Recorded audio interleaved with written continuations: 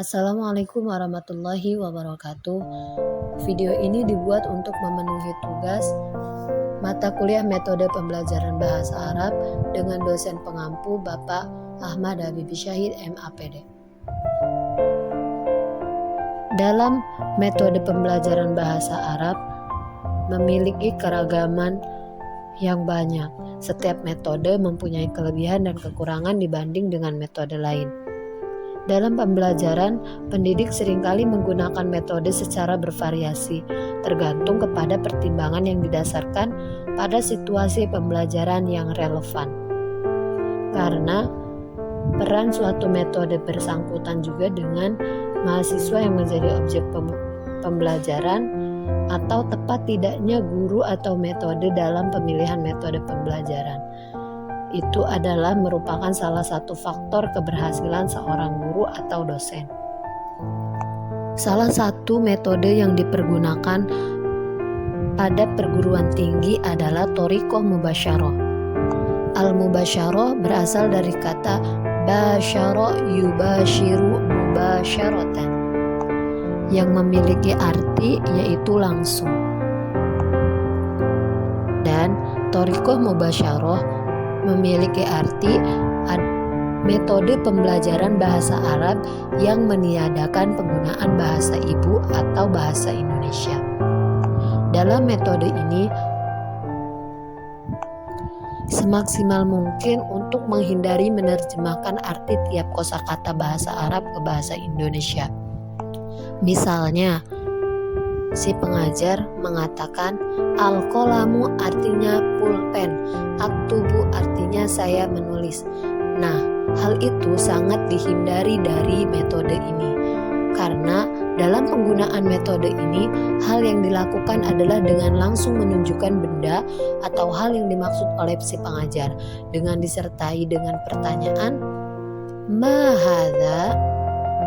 Contohnya, ketika si pengajar ingin mengajarkan mufradat pulpen, maka ia menunjuk kepada pulpen sambil mengatakan ma hadza, maka si pembelajar atau siswa akan menjawab dzalika al-qalamu.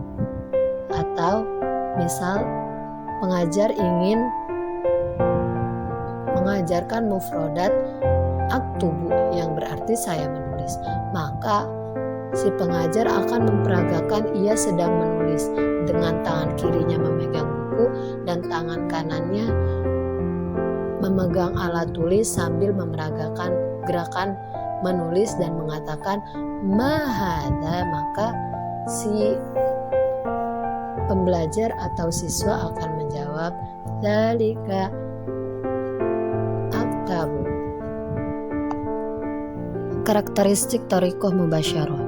Yang pertama yaitu para pembelajar atau siswa dapat menguasai bahasa secara lisan. Itu merupakan sebuah target utama dalam metode ini. Yang kedua, mufradat yang digunakan oleh si pembelajar dan si pengajar adalah benda-benda ataupun kata kerja yang ada di sekitarnya, sehingga bisa diterapkan dalam kehidupan sehari-hari. Yang ketiga, memberi contoh kaidah, kemudian mahasiswa yang menyimpulkan. Dalam hal ini, si pengajar hanya memberikan contoh-contoh kaidah, kemudian mahasiswalah yang menyimpulkan apa yang dimaksud oleh pengajar. Yang keempat, mufradat diajarkan menggunakan demonstrasi langsung, yaitu ketika pengajar ingin mengajarkan sebuah mufradat, maka si pengajar harus menunjukkan hal itu secara langsung. Yang kelima, selalu melatih kemampuan berbicara dan menyimak. Pengajar akan melatih para mahasiswa untuk mampu berbicara dan menyimak bahasa Arab dengan baik setiap pertemuannya. Dan yang keenam, dosen dan mahasiswa tidak boleh ada yang pasif, yaitu baik dosen maupun mahasiswa harus saling aktif sehingga thoriqah mubasyarah bisa berjalan.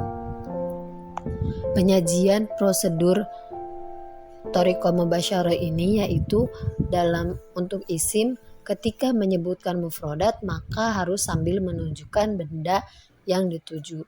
Yang kedua, untuk fiil, ketika dosen menyebutkan maka harus sambil memeragakannya. Kemudian latihan selanjutnya yaitu tanya jawab dengan kata tanya ma atau dengan hal atau dengan aina dan lain-lain. Lalu mahasiswa mesti menjawab secara lisan pertanyaan-pertanyaan yang ada di buku dan kemudian mengerjakannya secara tertulis. Kelebihan thoriqah mubasyarah yaitu mahasiswa mampu menyimak dan berbicara bahasa Arab dengan lancar. 2. Mahasiswa dapat menghafal mufrodat dengan baik. 3. Mahasiswa dapat mengetahui banyak mufrodat dan pemakaiannya dalam kalimat. 4. Mahasiswa lebih memiliki keberanian dalam berbicara bahasa Arab. 5. Mahasiswa mampu berkomunikasi secara spontan dan lancar tanpa hambatan dalam berkomunikasi pada penerjemahan. Yang keenam, mahasiswa menguasai tata bahasa secara fungsional, tidak teoritis.